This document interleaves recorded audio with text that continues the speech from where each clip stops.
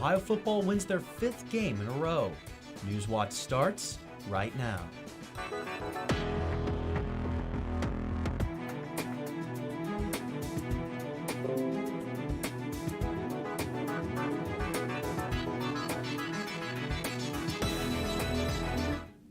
Good evening, I'm Jen Sinek. And I'm Curtis Fader. Welcome to Newswatch, your source for the latest news impacting southeastern Ohio.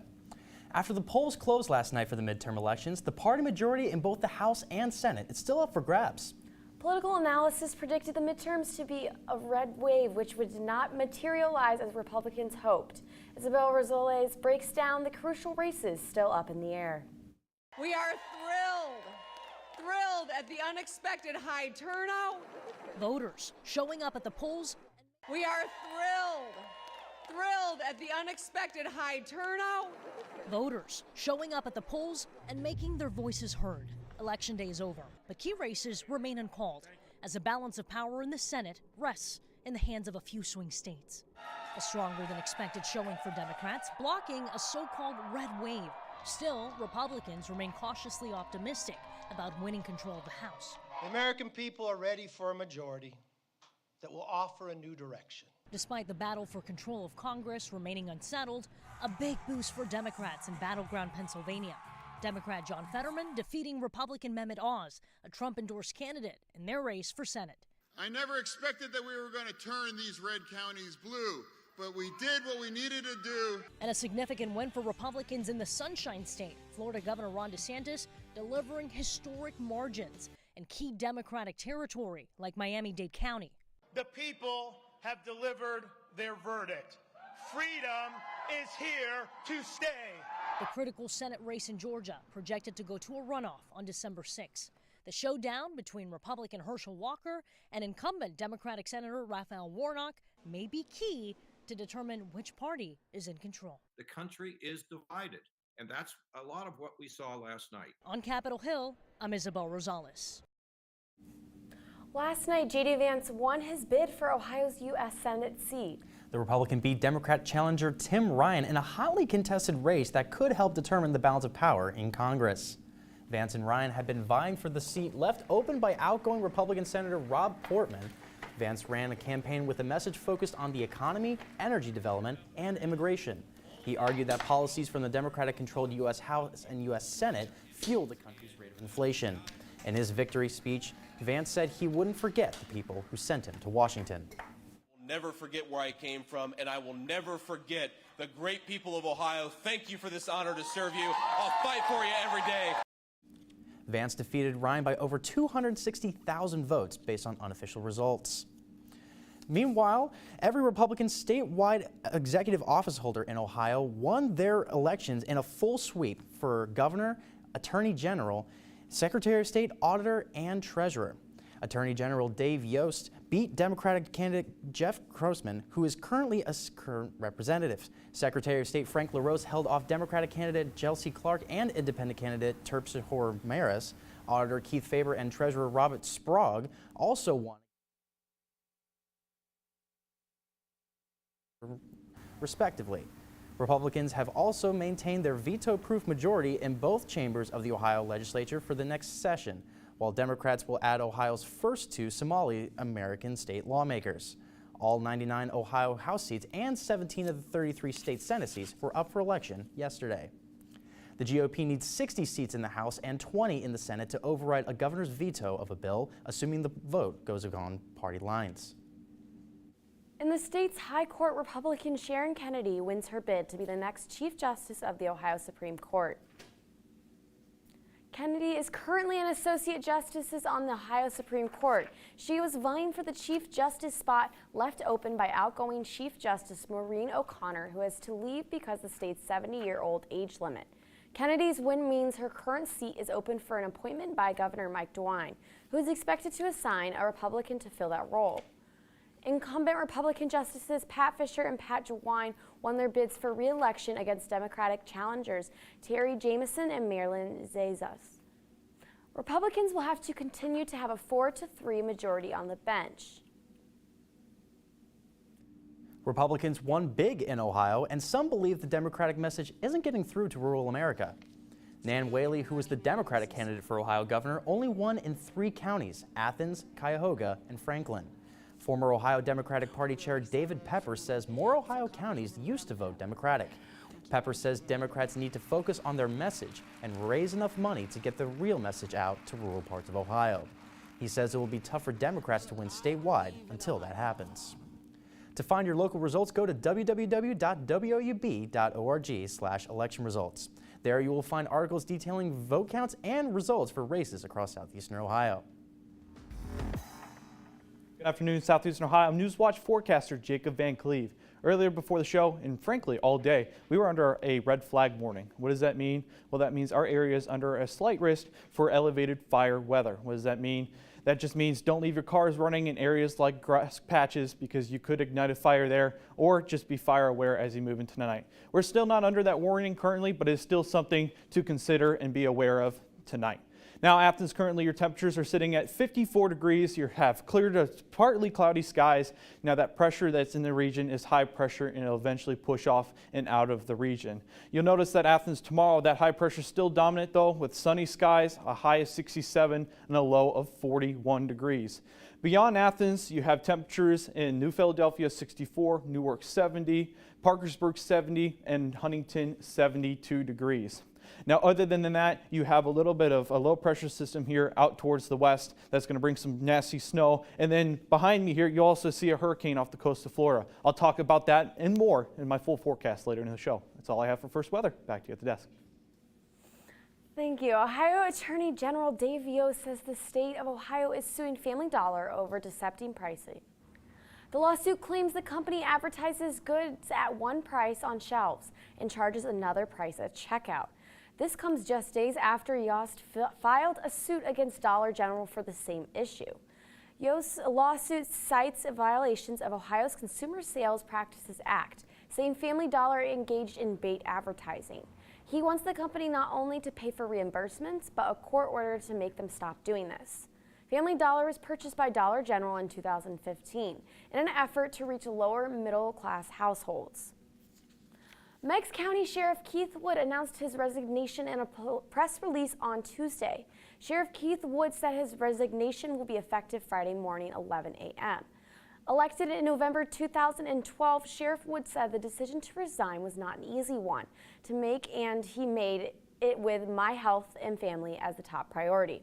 Sheriff Wood previously worked as a deputy for the Meigs County Sheriff's Office and with the Ohio Department of Natural Resources. An Athens County woman has been arrested for trafficking and possession of drugs. Athens County Sheriff's Office reported that 36-year-old Jessica Hart in a local drug bust yesterday. After police were able to obtain a search warrant, authorities found cash, guns, fentanyl, methamphetamine, and evidence of drug trafficking in the home. Athens Sheriff Rodney Smith says, quote, investigators and deputies seized 79 grams of suspected fentanyl, which has a street value of over $11,000 and the potential to kill 40,000 people. Hart is being held at the Southeastern Ohio Regional Jail. Coming up, could you invest in inflation-protected bonds? And Russian troops are ordered to withdraw from the Kherson region. These stories and more when Newswatch returns. Crypto, what is it? 20% a working technology and 80% a utopian vision. Is it a flash in the pan? There's a lot of hucksters out there trying to sell their snake oil. Or a new technology here to stay? It's not going to vanish. What it's used for, it has yet to be fully determined. Everything should be on the blockchain, whether it's a movie or the way we rent a car. Crypto Decoded on Nova. Wednesday at 9 on WOUB. They got so much mud here, it's the first time I ever saw the ground put in for a transfer. For the men and women of the armed forces, the USO has provided a powerful connection to life back home. They're putting on shows for people whose lives are on the line. And it's a moving experience for everyone involved. It becomes very real to you. Building morale where it's needed most. To see troops laugh in a combat zone is pretty remarkable. On USO for the troops. Friday at 9 on WOUB. WOUB is recognizing members of our Cornerstone Society. The Cornerstone Society is a group that wants to ensure the future of public media in our region. It includes people across our area who value news, entertainment, and cultural programming, as well as the educational services WOUB provides. Also included are graduates of Ohio University who took part in the WOUB Student Professional Development Program. Thanks to the Cornerstone Society for their generous support. To learn how you can be involved, email woub@woub.org. Next time on Antiques Roadshow, we've got a trunk full of treasures from our 26th season tour all across America. Whoa, okay. It's in your face, it's very aggressive. I was hopeful that not too many other people had seen it at the bottom of a box lot. It may very well be the best painting she ever painted. Oh, that's so great to hear. Don't miss Antiques Roadshow Junk in the Trunk 11. Monday at 8 on WOUB.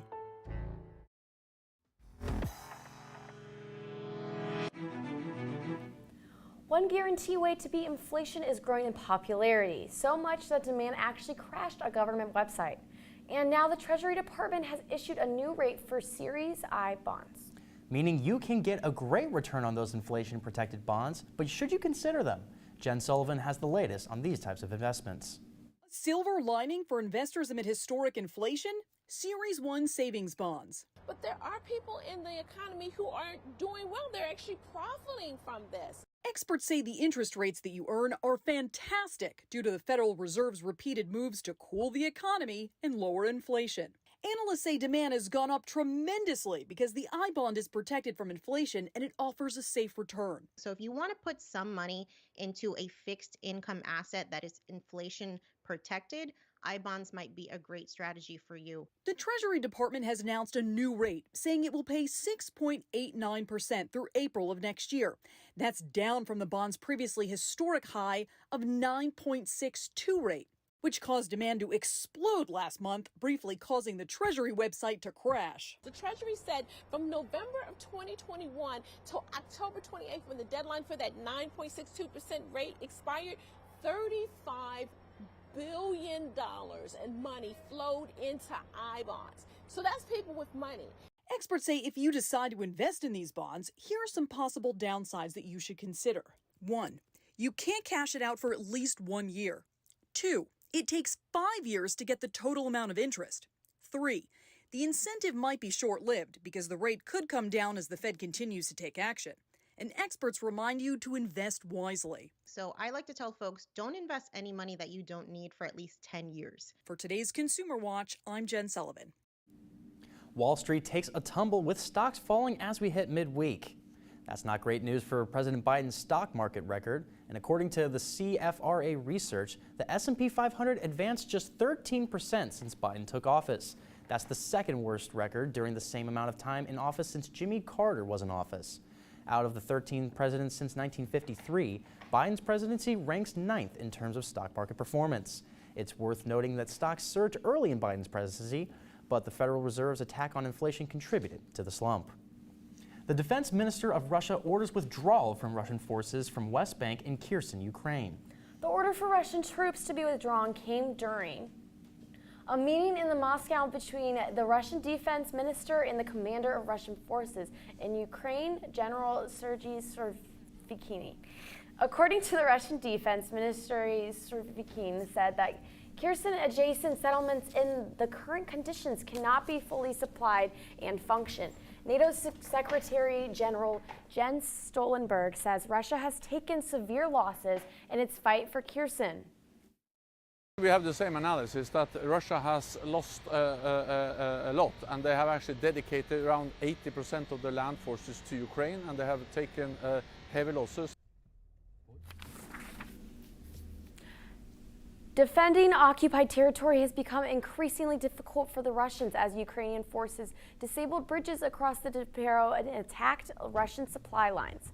But Ukrainian intelligence agencies are skeptical about a possible trap set by Moscow. This has not yet been confirmed. Kherson is important both strategically and symbolically. Kherson was one of 4 Ukrainian regions annexed by Russia in September. Once the withdrawal is complete, several thousand square kilometers of that annexed territory will have been surrendered. Tropical storm Nicole is expected to upgrade to a Category 1 hurricane before making landfall on the Florida coast. That story is still ahead.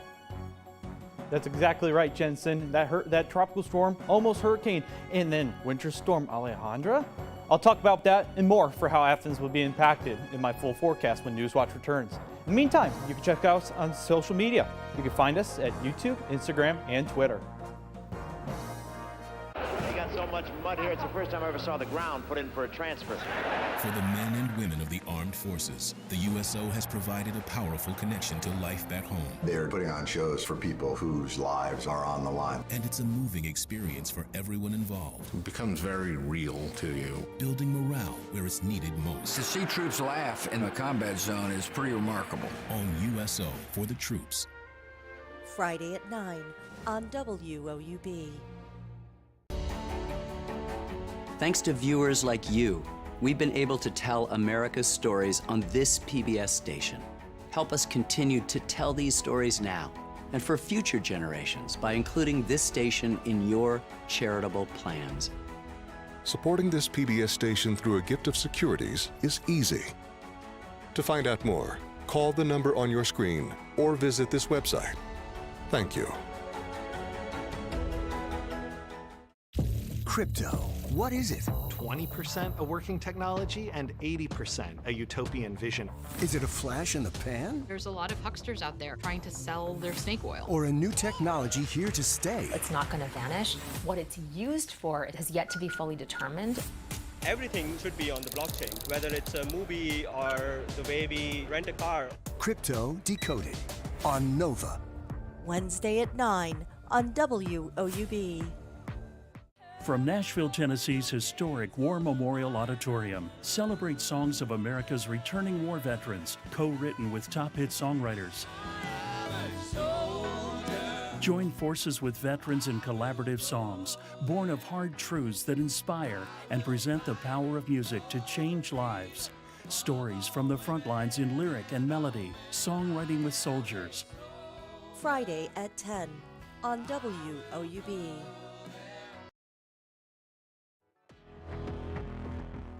Welcome back to Southeastern Ohio Newswatch forecaster Jacob Van Cleve. Like I mentioned earlier in the show, that red flag warning has been cleared out of our region, but it's still a concern, so do pay attention with your fire behavior tonight.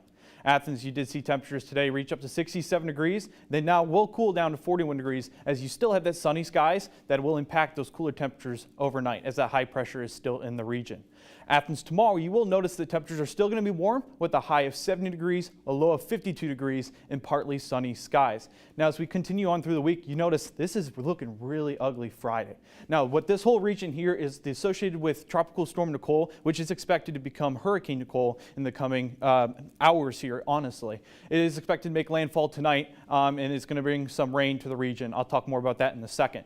Now this is also a cold front associated with Alejandra that's going to be coming through from the west, and it's going to also bring some snow in, not in our region, but across the country itself. Now, it's important to note that as we kind of take this into Florida itself, you will see Tropical Storm Nicole. It is going to ravage across the state of Florida there. You notice the forecast cone has it going across the state here, which is important to note because eventually it cuts back in here. Now, the main concern with this currently is storm surge. As a low pressure system like this hurricane, it is going to rotate like this, and what that's going to do is going to bring storm surge here. Now, as this is making landfall overnight, you will notice that this will also be during high tide with the moon being a full moon. So that's a very important to note, as this is going to bring a lot of rain and a lot of water into this region here. Now, what does that mean for us? Well, eventually it makes it across the state and then up towards us here in Athens, and it meets that cold front from this system here. This system here is Alejandra. Now, it's important to mention about that. The cold front here, you'll also see temperatures are going to be associated with that. Now, what do I mean by temperatures? Well, you look at that tight temperature gradient. What that's going to do itself is going to make things cold along this region here, warm along this region here. So what does that mean here? That means you're going to have warm air coming this way, cold air coming down this way with this low pressure system here. This high pressure here is going to move on out of the region, and then you're going to see those cool temperatures as we move into the Friday, as eventually this cold front here will now be right here. You'll have the cold temperatures here, warm temperatures here, and then eventually we'll move on throughout the week. Now, what I just broke down is going to happen very quickly, and you'll see Friday, that's when that rain's going to come through, drop temperatures throughout the remainder of the week, and bring us snow chance towards the end of our 7-day outlook. That's all I have for final full weather. I'll talk more on my final weather later. Back to you, Jane. Thank you, Jacob. Tropical storm Nicole is gaining strength as it moves towards Florida tonight, where it's expected to hit shortly after midnight as a Category 1 hurricane, and millions of people are bracing for the historic storm. Chris Nugent is in Cocoa Beach, Florida, tracking the storm. Florida is once again bracing for another devastating storm, and this time it's expected to be historic. I urge Floridians statewide to stay indoors in a safe structure and away from the coastline. Nicole is forecasted to hit Florida's east coast late Wednesday into Thursday as a Category 1 hurricane. That would make it the first time in 37 years that a hurricane has made landfall in the U.S. in November. The most recent track shows that it will make landfall in Martin County. The region can't catch a break as it's recovering from the devastation left behind by Hurricane Ian. It's now bracing for more damage, possible tornadoes, and widespread power outages, including tropical storm force winds as far north as Jacksonville. Winds are the main concern with Nicole, but we also expect to see some heavy rains, the potential for flash flooding, and 3 to 5 feet of storm surge in some areas. Evacuation orders are in place for several counties, with some airports shutting down operations in preparation.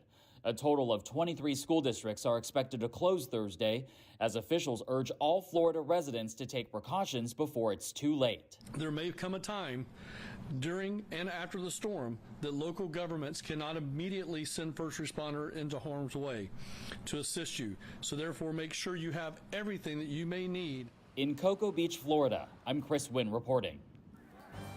Coming up in sports, Ohio football secures its 5th straight win last night. That story and more when Newswatch returns. They got so much mud here, it's the first time I ever saw the ground put in for a transfer. For the men and women of the armed forces, the USO has provided a powerful connection to life back home. They're putting on shows for people whose lives are on the line. And it's a moving experience for everyone involved. It becomes very real to you. Building morale where it's needed most. To see troops laugh in the combat zone is pretty remarkable. On USO for the troops.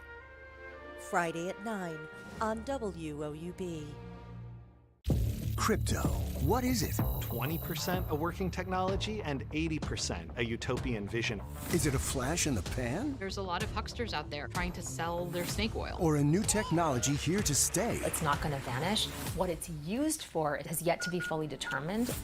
Everything should be on the blockchain, whether it's a movie or the way we rent a car. Crypto Decoded on Nova. Wednesday at 9 on WOUB. Next time on Antiques Roadshow, we've got a trunk full of treasures from our 26th season tour all across America. Whoa, okay. It's in your face, it's very aggressive. I was hopeful that not too many other people had seen it at the bottom of a box lot. It may very well be the best painting she ever painted. Oh, that's so great to hear. Don't miss Antiques Roadshow Junk in the Trunk 11. Monday at 8 on WOUB. From Nashville, Tennessee's historic War Memorial Auditorium, celebrate songs of America's returning war veterans, co-written with top hit songwriters. Join forces with veterans in collaborative songs, born of hard truths that inspire and present the power of music to change lives.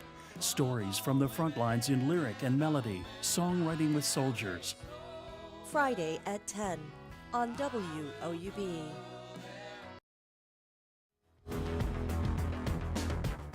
Welcome back. I'm Peyton Brooker. Even following a major injury, Newswatch reporter Zach Mothersbaugh reports on how a Jackson High School football player was able to find a way to use football to get back in his community.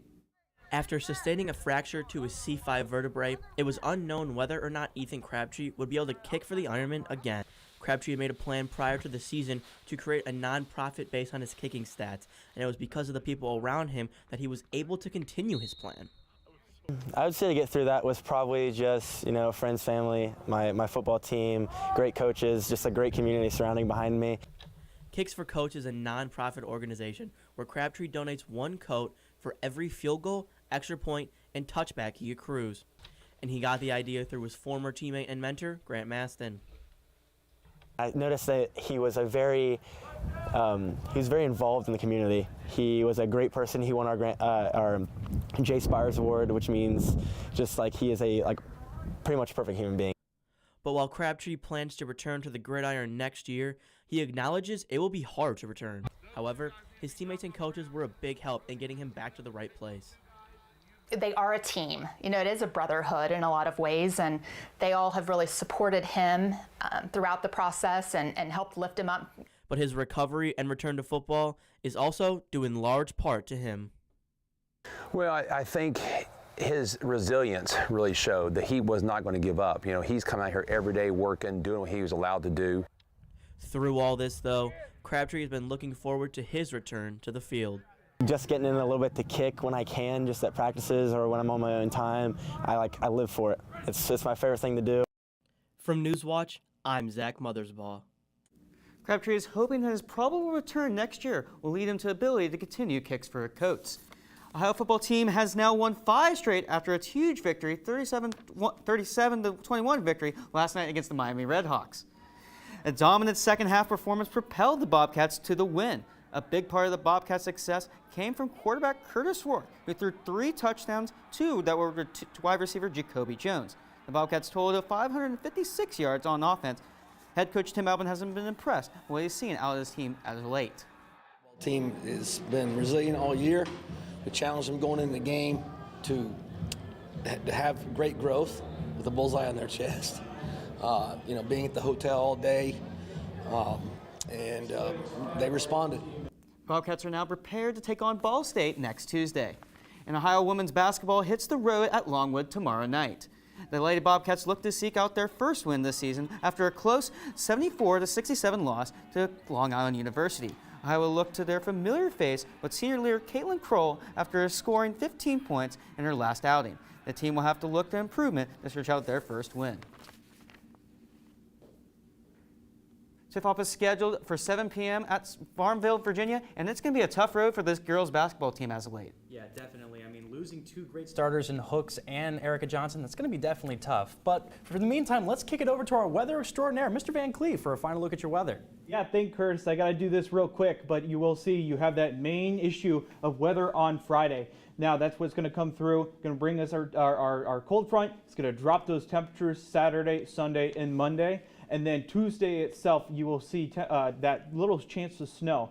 Now, what I'm talking about is that this system here Friday is what's going to bring us that issue. And then if we take one more last look at the live radar, hurricane or tropical storm Nicole here, bringing in that storm stage here, this cold front here is going to come eventually there, and that's what's going to bring these cold temperatures, that cold wind, eventually later in the week Tuesday, that's where we'll see the snow reach here. That's all I have, so back to you guys at the desk.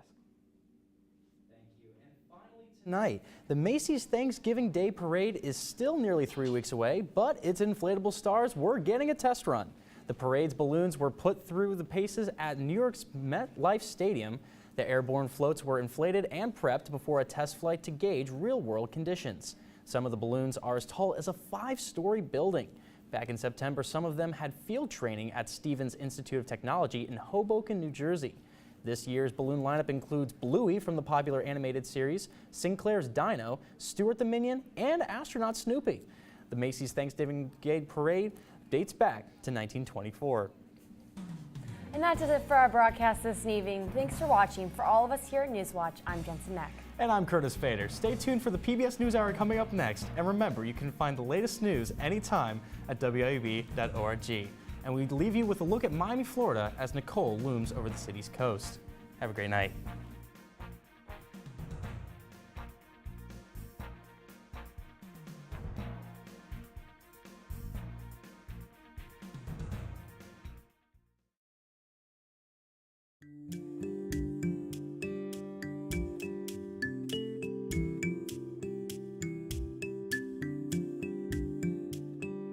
Support comes from Snyder Strode Jarrett Financial in Athens, providing investment and retirement planning assistance to Southeast Ohio for over 50 years.